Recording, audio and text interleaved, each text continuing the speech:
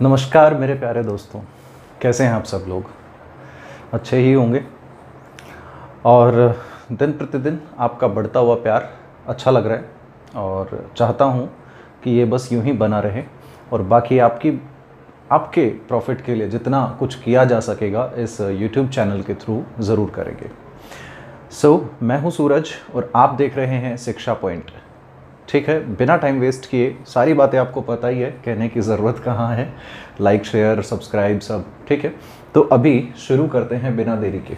समझिए, देखिए अभी आपके सामने मैं जितनी भी बार मैंने वीडियो बनाए हमेशा बोर्ड ब्लैंक रहा है। इस बार कुछ शब्द लिखे हैं ताकि थोड़ा सा टाइम बचाया जा सके। तो टाइम बचाते हैं और थोड़ा और जल्दी शुरू करते हैं। हमारा जो टॉपिक चल रहा है, जो टॉपिक हम पढ़ रहे हैं अभी, वो है नाउन। नाउन में अभी तक आपने एक तरह का क्लासिफिकेशन देखा, हमने कैटेगराइज करा नाउन को उनके नेचर बेस्ड। किस तरह का नाम है, जिस तरह का नाम है उसी तरह के नाउन को हमने समझा। आज हम इसे एक दूसरे पैरामीटर पे कैटेगराइज कर रहे हैं और वो पैरामीटर होगा नाउन का नंबर क्या है। नाउन का नंबर से मतलब हुआ कि इसकी संख्या, और संख्या को अगर जब हम कैटेगराइज करते हैं तो सिर्फ हम एक चीज़ समझ सकते हैं अंग्रेजी में, और वो ये देखो, मैथ वाला तो सर बेटर समझा पाएंगे, बट अगर मैं इंग्लिश के नंबर की बात करूं कि इंग्लिश में नाउन और नंबर क्या है, तो ये सिर्फ दो तरह का होता है। कितनी तरीके का होता है? दो। उन दो में सबसे पहले आपको समझना होगा, सबसे पहला जो नाउन आता है नंबर में, दैट इज काउंटेबल। एक बार बोलेंगे मेरे साथ, कौन सा नाउन बताया मैंने? काउंटेबल। करेक्ट। काउंटेबल का मतलब जिसे गिना जा सकता है। अगर एक काउंटेबल है तो यकीनन दूसरा ऐसा ज़रूर होगा जिसे गिना नहीं जा सकता, और हमने उसे नाम दिया अनकाउंटेबल। ठीक है प्यारे दोस्तों। सो काउंटेबल और अनकाउंटेबल, अब हमने जो चीज़ सीखी है उनको हमें काम में लेना है। वहीं से थोड़ा सा आपको याद होगा, हमने सीखे थे 5 तरह के नाउन। मेरे सभी दोस्त एक बार मुझे वो नाम बताएंगे। नाउन को हमने जब पहले उनके नेचर पे डिवाइड किया था, नेचर बेस पे डिवाइड किया था, तो पहला नाउन था प्रॉपर नाउन, दूसरा तीसरा very good, fourth, fifth great. So आपने अभी मुझे बताया proper noun, common noun, material noun, collective noun और एब्स्ट्रैक्ट नाउन। अगर हम काउंटेबल की बात करते हैं तो काउंटेबल नाउन में जो नाउन आप शामिल करते हैं वो सबसे पहले आता है कॉमन नाउन। मेरे प्यारे दोस्त शायद शॉर्ट फॉर्म बड़ी आसानी से समझ सकेंगे, कॉमन नाउन। ठीक है। इसके अलावा आपने कलेक्टिव नाउन सीखा, तो कलेक्टिव नाउन का भी एक पार्ट, हमने कलेक्टिव नाउन को 2 पार्ट में कल डिवाइड किया। एक पार्ट का नाम था कॉम्पैक्ट और दूसरा था नॉन कॉम्पैक्ट। तो कलेक्टिव नाउन का जो कॉम्पैक्ट कैटेगरी है, कॉम्पैक्ट कलेक्टिव नाउन, उस कैटेगरी को हम किस में रखेंगे? काउंटेबल में रखेंगे। ठीक है यहाँ तक। अगर हम अनकाउंटेबल की बात करें तो अनकाउंटेबल नाउन के अंदर बाकी जो भी बच गए सारे के सारे नाउन आ गए। मैं लिख देता हूँ, जैसे कि इसमें आपने लिखा प्रॉपर नाउन, सबसे पहले प्रॉपर नाउन। ठीक है। इसके बाद सेकेंड नंबर पे जो आता है इसमें, दैट इज मटीरियल नाउन। फिर थर्ड नंबर पे आपने इसमें लिखा एब्स्ट्रैक्ट नाउन, ABN। ठीक है। अभी भी एक छोटी सी बात बची हुई है और वो है कॉम्पैक्ट कैटेगरी। कलेक्टिव नाउन को हमने काउंटेबल में रखा, तो कलेक्टिव नाउन का ही नॉन कॉम्पैक्ट कैटेगरी। सो मैंने उसे लिखा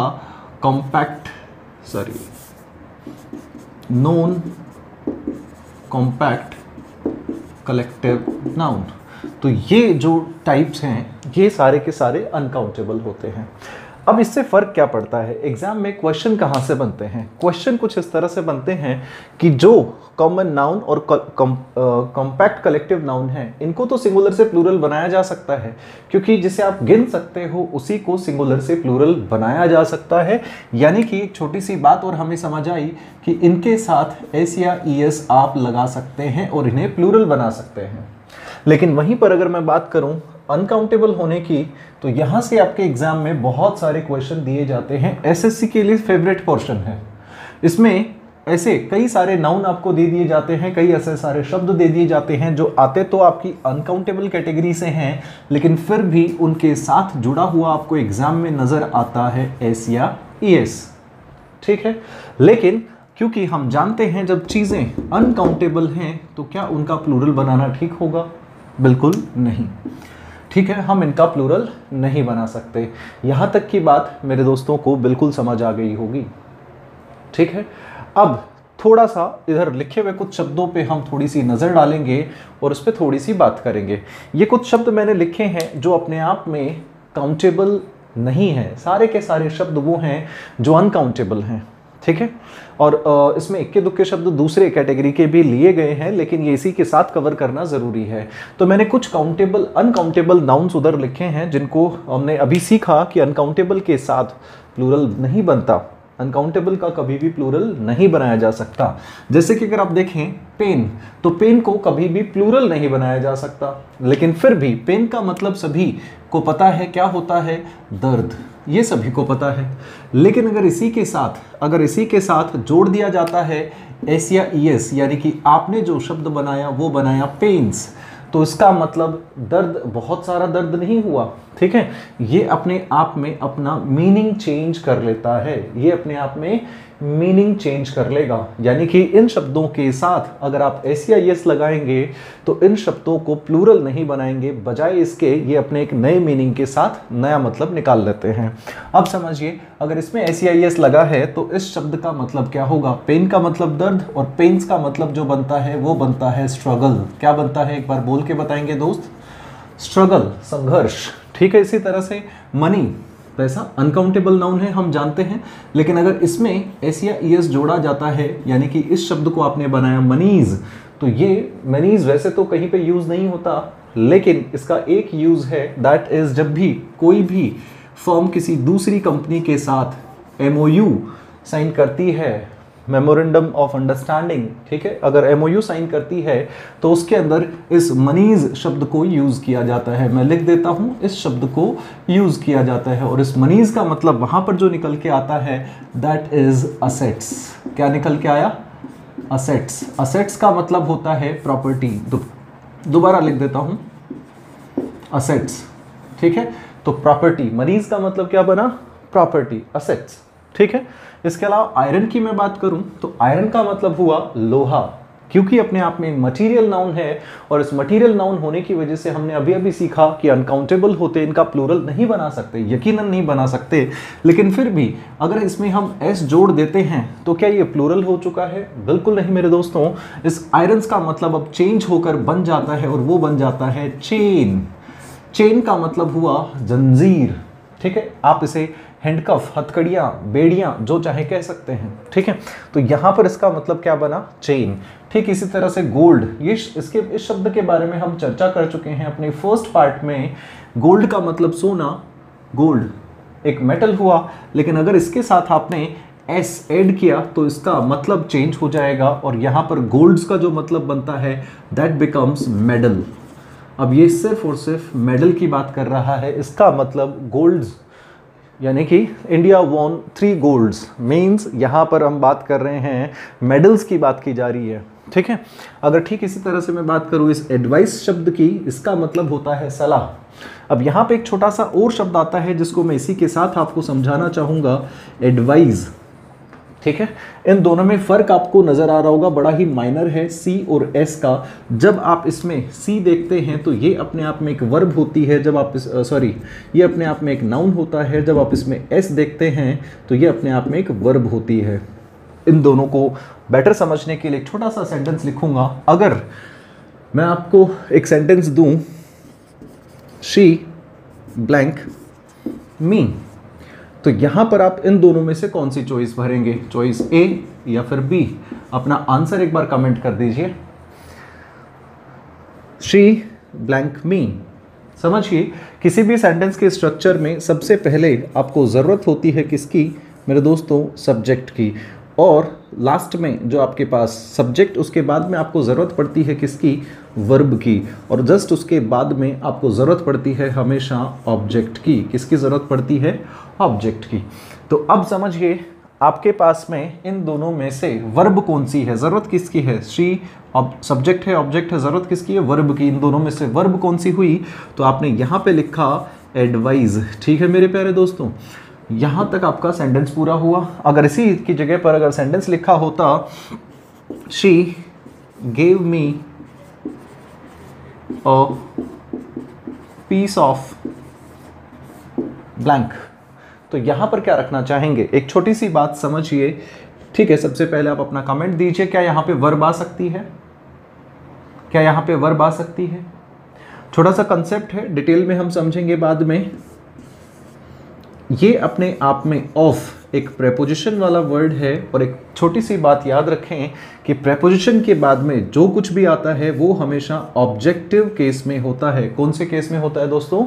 ऑब्जेक्टिव केस में, ठीक है। ऑब्जेक्टिव केस होने की वजह से अब एक बात समझिए, नाउन का जो यूज होता है वो क्या होता है? नाउन यूज की जाती है किसी भी सेंटेंस के सब्जेक्ट या ऑब्जेक्ट बनने के लिए। नाउन या तो सब्जेक्ट बनेगा या ऑब्जेक्ट बनेगा। तो यहां पर जरूरत किसकी है आपको? ऑब्जेक्ट की। किसको बनाएंगे हम? जाहिर सी बात है, नाउन को। तो यहां पर आपको जरूरत पड़ी किसकी? एडवाइस, सी वाले की। यहां पर एस क्योंकि वर्ब चाहिए था, यहां पर नाउन चाहिए था, इसलिए सी वाला, ठीक है। तो ये हुई आपकी एक और अलग बात, थोड़ा सा अलग कंसेप्ट आया। उम्मीद कर रहा हूँ आपको सेशन अच्छा लग रहा होगा। बहुत सारे लोग जुड़े हुए हैं, उन सभी से रिक्वेस्ट कि इस वीडियो को शेयर कर दीजिए एक बार, ठीक है।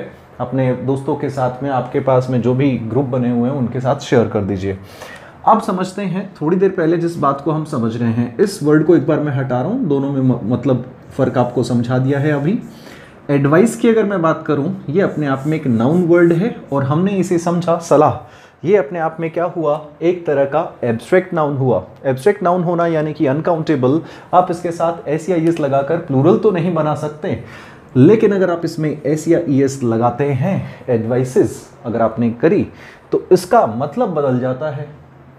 इसका मतलब बदल जाता है, और अब इसका मतलब सलाह ना होकर इसका मतलब जो बनता है वो बनता है इंफॉर्मेशन। क्या बना मेरे दोस्तों? बोल के बता दीजिए एक बार। इंफॉर्मेशन, इंफॉर्मेशन नहीं, इंफॉर्मेशन। क्या हुआ? Information, correct. अगर मैं बात करूं वर्क, लिखा हुआ है आपके पास वर्क, कहने को यही शब्द अपने आप में वर्ब है, यही शब्द अपने आप में नाउन है। मैं वर्ब की बात नहीं कर रहा हूं, हम जो सीख रहे हैं वो अपने आप में क्या है? नाउन। और नाउन की कौन सी कैटेगरी आई? अनकाउंटेबल, क्योंकि ये फिलहाल नाउन है। जब वर्ब होगी तो इसके अलग एस्पेक्ट्स होंगे।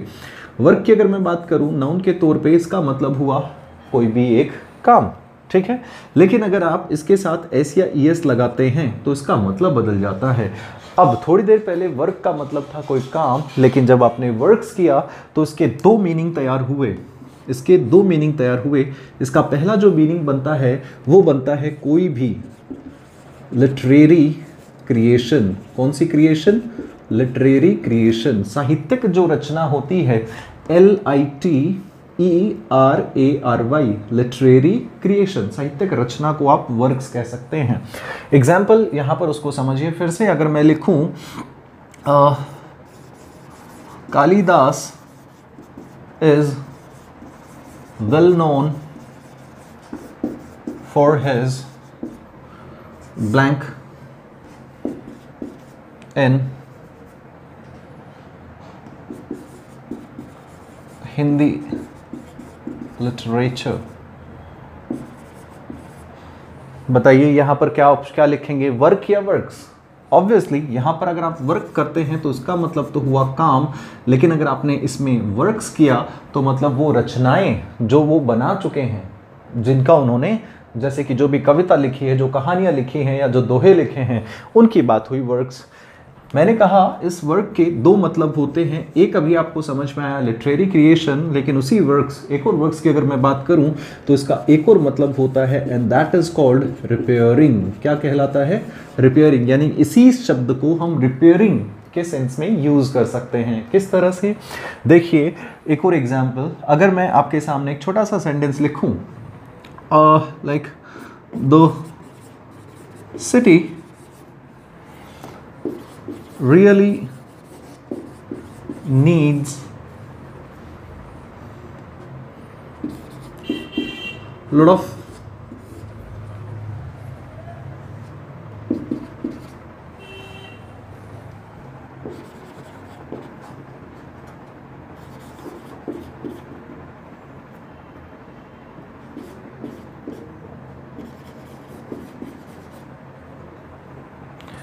द सिटी नीड्स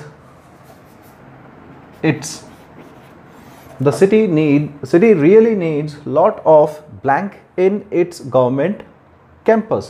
तो इसका जो सरकारी कैंपस है, परिसर है, सरकारी कैंपस है, शहर के सरकारी कैंपस के अंदर बहुत सारे काम की ज़रूरत है। या फिर अब बताओ, काम तो कोई भी हो सकता है, घास काटना भी एक काम है, हो सकता है इसकी ज़रूरत हो। और अगर मैं कहूँ कि काम तो पेंट करना भी है, काम तो लाइक सोचना भी एक काम है, सोना भी एक काम है, सारे के सारे वर्क ही होते हैं। लेकिन यहाँ पर एक्चुअल में ज़रूरत किसकी है? जाहिर सी बात है, गवर्नमेंट कैंपस की बात हुई, एक बिल्डिंग हुआ, एक परिसर हुआ, उस परिसर के अंदर हो सकता है टूट फूट हो, मरम्मत की बात हो रही है, इसीलिए आपको ज़रूरत पड़ेगी किसकी? एस या एस के साथ लगे हुए वर्क्स की। ठीक है, अब बारी आती है आपके दूसरे शब्द की। अगर हम बात करें, इसको एक बार मैं थोड़ा सा मिटा देता हूँ। यहाँ पे जो लिखा हुआ है शब्द आपके पास रिस्पेक्ट। तो रिस्पेक्ट की अगर मैं बात करूं तो इसका मतलब क्या हुआ? आप सभी को पता है भाई, respect, everybody is looking for their self respect या फिर रिस्पेक्ट। भाई आप सभी अपने अपनी रिस्पेक्ट के लिए ही रिस्पेक्ट ढूंढ रहे हैं, एक तरह से रिस्पेक्ट चाहते हैं, एवरीबॉडी वांट्स हिज रिस्पेक्ट। ठीक है, इस रिस्पेक्ट का मतलब हुआ इज्जत। ठीक है, लेकिन जब आप इसमें एस या एस लगाते हैं तो बहुत सारी इज्जत नहीं हो जाती है, ये अपना मीनिंग चेंज कर लेता है। और इस रिस्पेक्ट का जो मीनिंग बनता है दैट बिकम्स कॉम्प्लीमेंट्स। क्या बनता है? कॉम्प्लीमेंट। किसी को जब आप कॉम्प्लीमेंट देते हैं, कॉम्प्लीमेंट देने का मतलब पता होगा आपको, जब आप किसी के लिए कोई अच्छी बात कहते हैं, कही होगी आपने भी कभी किसी को, अपने चाहने वाले को, या फिर जिसे आप चाहते हैं उसे आपने कहा होगा बड़े ही खूबसूरत है ये शब्द। ठीक है, तो अगला जो शब्द लिखा हुआ है कलर। अब कलर का जो मतलब होता है सभी को पता है रंग, और रंग को हिंदी में इंग्लिश में कहते हैं ह्यू। इसी ह्यू को जब आप प्लूरल बनाते हैं, जाहिर सी बात है इसे ह्यूज किया जा सकता है। ठीक है, और इस कलर को भी मैंने लिखा आपके सामने कलर, इसका मतलब ह्यूज तो होता ही होता है, लेकिन ये एक ऐसा शब्द है काउंटेबल होने के साथ साथ एस या एस लगते ही ये अपने मीनिंग को भी चेंज करता है। कलर्स का मतलब बन जाता है फ्लैग। क्या बनता है मेरे दोस्तों? फ्लैग। नज़र आ रहा होगा, मैं इसे दूसरी जगह पे लिख देता हूँ, फ्लैग। ठीक है, यहाँ पर लिखे हुए कुछ और शब्द। ठीक, मैं अब थोड़ा सा क्विक हो जाऊँगा, इतना भी नहीं कि आप समझ ना पाएँ, फोकस्ड रहें। अभी सिर्फ वीडियो बड़े गौर से देखें, वीडियो देखें, सारी बात अच्छे से सुने। ठीक है, समझें। दूसरी बार जब आप इसे प्ले करें तब इसके नोट्स ज़रूर बनाएं, नोट्स बनाना ना भूलें। ठीक है, जब कभी भी वाटर की हम बात करते हैं, वाटर का मतलब सभी को पता है भाई पानी, लेकिन जब इसके साथ अगर आपने ऐड किया एस तो इसका मतलब बहुत सारा पानी ना होकर ये बन जाता है वो चीज़ें जिसमें पानी होता है, पानी के जलाशय। ठीक है, जलाशय का मतलब यहाँ पर इस वाटर्स का मतलब बनेगा, वो बन सकता है रिवर बन सकता है, ओशन बन सकता है, लेक बन सकता है। ठीक है, रिवर। ठीक इसी तरह से फोर्स, सभी को मतलब पता है, इसका मतलब हुआ भाई बल, ताकत, लेकिन इसके साथ जैसे ही आपने एस ऐड किया तो इसका मतलब बन जाता है आर्मी। क्या बना मेरे दोस्तों? Army, forces. ठीक है, यानी कि अगर मैं कहूँ like we must be proud of Indian forces, हमें इंडिया की सेनाओं पर गर्व होना चाहिए। तो यानी कि फोर्सेस का मतलब we are talking about Indian armies. ठीक है, नेक्स्ट लिखा हुआ है मेरे दोस्तों कस्टम। कस्टम का मतलब सभी को पता है रीति रिवाज, लेकिन वहीं पर अगर हम इसके साथ एस जोड़ने का काम करते हैं कस्टम्स, तो यहाँ पर ये बहुत सारे रीति रिवाज ना होकर कस्टम्स का जो मतलब बन जाता है दैट बिकम्स टैक्स। क्या बना मेरे दोस्तों? टैक्स, किसी एक तरह का टैक्स हुआ कस्टम्स। रिटर्न, रिटर्न का सभी को मतलब पता है किसी की वापसी, लेकिन जब आप इसी के साथ एस लगाते हैं तो बहुत सारी वापसी ना होकर इसका एक इकोनॉमिक मतलब निकलता है, और ये इकोनॉमिक मतलब हुआ रिटर्न्स का मतलब किसी भी चीज़ में प्रॉफिट देखना। क्या देखना? प्रॉफिट देखना। अगला जो शब्द है मेरे दोस्तों लिखा हुआ है पीपल। ये शब्द अपने आप में पहले से ही प्लूरल है, ये शब्द अपने आप में पहले से ही प्लूरल है, हमेशा प्लूरल यूज होता है। अब समझना ये है कि अगर इसके साथ भी हम एस जोड़ देते हैं, ज़रूरत ही नहीं वैसे प्लूरल बनाने के लिए तो, क्योंकि पहले से प्लूरल है, लेकिन फिर भी एस जोड़ा तो ये अपना मतलब बदल लेता है और इसका मतलब बनता है नेशंस। क्या मतलब है? नेशंस। इस शब्द को बहुत सारे देश, कई सारे राष्ट्र है। इस शब्द को थोड़ा अच्छे से समझिए आप, इसे कुछ इस तरह से अगर मैं बात करूं like our PM addressed different people in the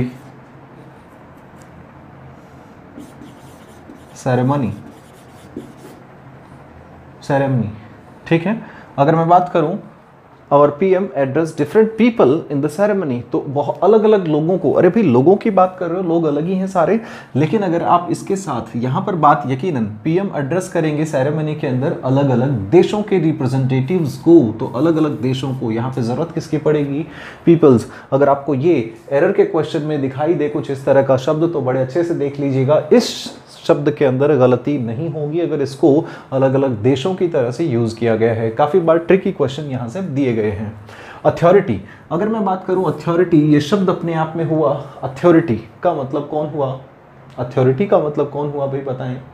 authority का मतलब हुआ कि जो पावर है, जो पावर, अथॉरिटी का मतलब हुआ पावर। लेकिन जब आप इसी के साथ S जोड़ देते हैं, जब आप इसमें S जोड़ते हैं, तो उसका मतलब बहुत सारी पावर ना होकर इसका मतलब बनता है the person in the power, वो इंसान जो पावर में है। हो सकता है ये इंसान एक हो या ज़्यादा हो, यानी कि अथॉरिटीज़ का मतलब हुआ अथॉरिटीज़ एक इंसान हो सकता है, अथॉरिटीज़ एक इंस्टीट्यूशन हो सकता है, अथॉरिटीज़ बहुत सारे लोग हो सकते हैं। ठीक है, तो अथॉरिटी अपने आप में पावर, लेकिन अथॉरिटीज़ बात करें तो द पर्सन या फिर the organisation in the power, जो पावर में है। ठीक है, जैसे कि अगर मैं बोलूँ कि अभी बीजेपी अथॉरिटीज़ में है। ठीक है, अगला जो शब्द लिखा हुआ है आपके सामने एयर, तो एयर का मतलब हुआ हवा, एक तरह का एनवायरनमेंट है अपना। लेकिन अगर आप इसके साथ में एस जोड़ने का काम करते हैं एयर्स, तो इसका मतलब बनता है प्राउड बिहेवियर। बड़ा ही आसान है मेरे दोस्तों, प्राउड बिहेवियर। कहते हैं ना कि बड़ी हवा में है, हाँ ज़्यादा हवा निकाल दूंगा सारी तेरी, यानी कि घमंड जो है, घमंडी व्यवहार को आप क्या कहते हैं? एयर्स। अगला शब्द आपके सामने सैंड, तो सैंड का मतलब क्या हुआ मेरे दोस्त? सैंड का मतलब हुआ बालू, रेत। ठीक है, मिट्टी। लेकिन अगर इसके साथ आप एस लगाते हैं सैंड्स, तो बहुत सारी मिट्टी ना होकर अपने आप में अनकाउंटेबल नाउन है, उसका जो मतलब बनता है वो बन जाता है, सैंड्स का मतलब बना डेजर्ट। क्या बना मेरे दोस्तों? डेजर्ट, रेगिस्तान। ठीक इसी तरह से आपके पास एक और शब्द पेपर, पेपर का मतलब हुआ कागज़, लेकिन अगर आप इसके साथ एस लगाते हैं तो बहुत सारे कागज़ नहीं, मटीरियल नाउन है अपने आप में, एस लगाने से ये चीज़ प्लूरल ना होकर अपना मीनिंग बदल देती है, और इसका मतलब जो बनता है दैट बिकम्स डॉक्यूमेंट्स। क्या बनता है मेरे दोस्तों? डॉक्यूमेंट्स, दस्तावेज। Correct, documents. ये जो शब्द है बहुत बार एग्जाम के अंदर पूछा गया है, इंपॉर्टेंट है। ठीक है, सारे ही शब्द इंपॉर्टेंट रखे गए हैं वैसे तो, लेकिन जिसको मैंने अभी सर्कल मार्क करा है ये आपके लिए ज़्यादा इंपॉर्टेंट हुआ। ठीक है, अब कुछ क्वेश्चंस इस पे बेस्ड मैं आपसे अभी प्रैक्टिस के करवा लेता हूँ फटाफट। मेरे दोस्तों बने रहिए मेरे साथ, जब तक मैं क्वेश्चंस लिखता हूँ आप फटाफट वीडियो को लाइक कर दीजिए, एक बार वीडियो को लाइक कर दीजिए। आपने अभी तक शेयर नहीं किया है तो प्लीज़ इसे शेयर कर दीजिए। ठीक है, हाँ ये भी मिटा ही देता हूँ मैं।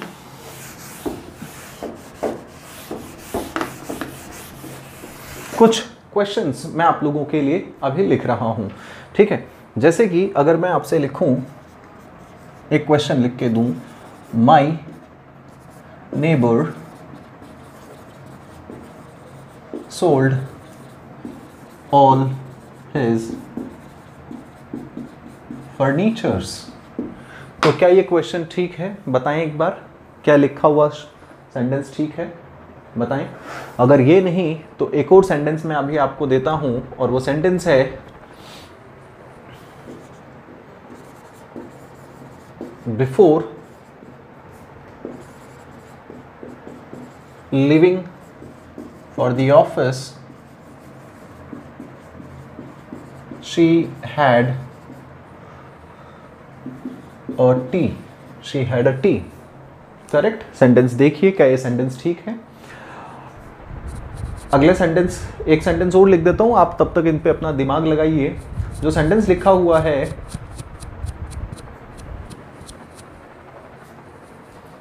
Okay, the police managed to coax the informations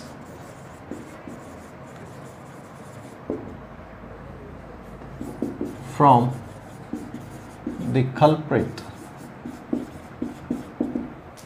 sentence देखिए, क्या गलत है क्या सही है आपको लगता है?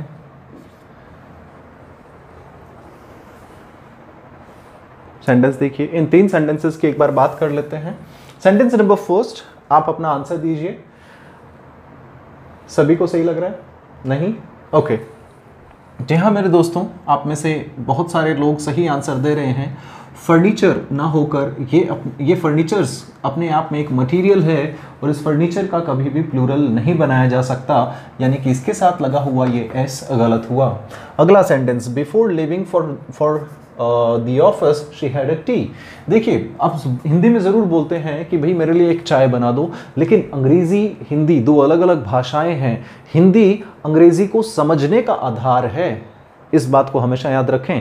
हिंदी अंग्रेज़ी को समझने का आधार बन सकती है क्योंकि आप हिंदी में बातें समझते हैं, लेकिन कभी भी हिंदी अंग्रेज़ी का दूसरा रूप नहीं हो सकती। ठीक है, दोनों की अपनी अपनी ग्रामर हैं, दोनों के अपने अपने अलग रूल्स हैं। समझिए, आपने हिंदी में कहा भाई एक चाय बना दो, 2 चाय बना दो, लेकिन अंग्रेजी में कभी भी ये अलाउड नहीं है। तो चाय, टी अपने आप में क्या है? एक लिक्विड है, एक मटेरियल है, और इसको आप कभी भी काउंटेबल में नहीं रख सकते। अगर ये अनकाउंटेबल है तो क्या अनकाउंटेबल के साथ आर्टिकल ए हम यूज करेंगे? याद करो अपनी पिछली क्लास। Very nice. इसका एक दूसरा सॉल्यूशन और हो सकता था, इसी की जगह पर आप चाहें तो अ कप ऑफ टी लिख सकते थे। ऑफ लगाकर आप टी बिल्कुल बड़ी आसानी से लिख सकते हैं, चाय का एक कप। अगला sentence, the police managed to coax the informations from the culprit. What is the wrong in the sentence? What is incorrect in the sentence? So your answers must be this S, because information अपने आप में क्या है?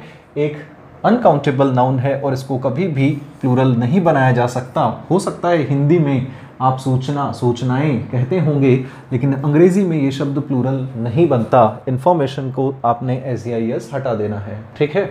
Information कभी भी plural नहीं बनेगा। इसमें 2 अच्छे शब्द आए मेरे दोस्तों, और वो दोनों मैं आपको बता देता हूँ। एक लिखा हुआ है कॉक्स और दूसरा लिखा हुआ है कल्प्रिट। तो समझिए इन दोनों शब्दों को। कॉक्स का मतलब होता है जानकारी उगलवाना, बहला फुसला के जानकारी उगलवाना, ठीक है? अब लिखा हुआ है कॉक्स, इसी का एक सिनोनिमस वर्ड है और वो है कैजोल। क्या लिखा हुआ है?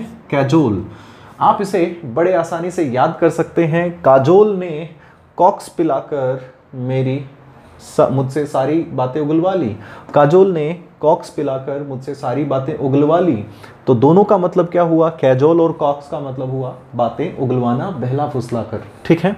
दूसरा शब्द लिखा हुआ है कल्प्रिट। तो कल्प्रिट का मतलब होता है आरोपी, जिसपे आरोप लगा है। अब देखिए, इस शब्द में और दूसरा जो शब्द है क्रिमिनल, इन दोनों शब्दों में फर्क है।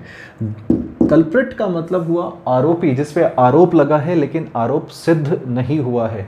लेकिन अगर किसी पे आरोप सिद्ध हो जाए, गवर्नमेंट उसे गिल्टी पाती है, यानी कि उसे दोषी पाती है।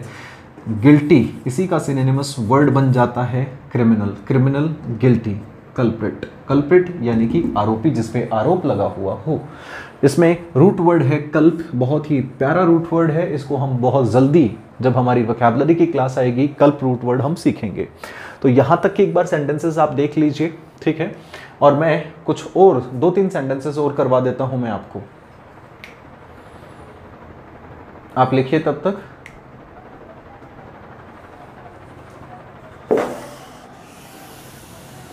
सॉरी, लिखना तो है ही नहीं, आपको सब समझना है। अभी कही गई बात आपको अगर लग रही है, कोई भी ऐसी चीज़ जो समझ नहीं आ रही है, तो आप कमेंट के अंदर लिख सकते हैं। आपके कंफ्यूजन्स को लेकर यकीनन एक और वीडियो बनाई जा सकती है, यानी कि आपके जो भी कंफ्यूजन्स होंगे उसको क्लियर करने के लिए हम एक और सेशन रख सकते हैं, ठीक है? सो लाइक अगर मैं आपके सामने कहूँ, एक सेंटेंस लिखूँ, the officer demanded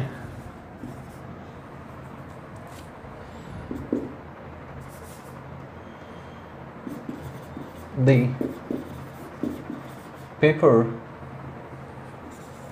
of the bike for verification। Officer ने वेरिफिकेशन के पर्पज से बाइक के कागज मांगे। क्या ये सेंटेंस ठीक है? देखिए एक बार दोस्तों, अभी थोड़ी देर पहले हम सीखते हुए आए हैं कि पेपर अपने आप में कागज है। इसका मतलब कागज होता है, और कागज यानी कि कागज का टुकड़ा, आपकी नोटबुक का पेज एक कागज है, ठीक है। लेकिन जब आप इसमें SEIS लगाते हो तब इसका मतलब क्या बनता है? डॉक्यूमेंट्स बन सकता है, ठीक है। तो यानी कि यहाँ पर अब बाइक का तो कोई कागज नहीं होता, लेकिन बाइक के डॉक्यूमेंट्स जरूर होते हैं। इसी वजह से आपको इस पेपर का क्या करना पड़ा? पेपर्स। ठीक है मेरे दोस्तों, तो ये है आज की वीडियो। इसमें हमने 4-5 क्वेश्चन प्रैक्टिस सेट के तौर पे किए, 2-4 आपको पहले भी एग्जाम्पल समझाए। उम्मीद करता हूँ अब तक आपने वीडियो एंजॉय किया होगा, एंड आप लोग शेयर करते रहिए, ठीक है। और बहुत अच्छा लगता है आप लोगों से मिलकर। अपने जो भी क्वेरीज़ हैं आप इस वीडियो के ख़त्म होने के बाद में कमेंट्स में डालिए, क्योंकि चैट वाला कमेंट्स बाद में अवेलेबल नहीं रहता, ये आप लोगों को पता है। क्वेरीज़ को वीडियो के ख़त्म होने के बाद कमेंट में डालिए, ठीक है। अपना ख्याल रखिए, मिलते हैं जल्द। Take care guys, bye bye.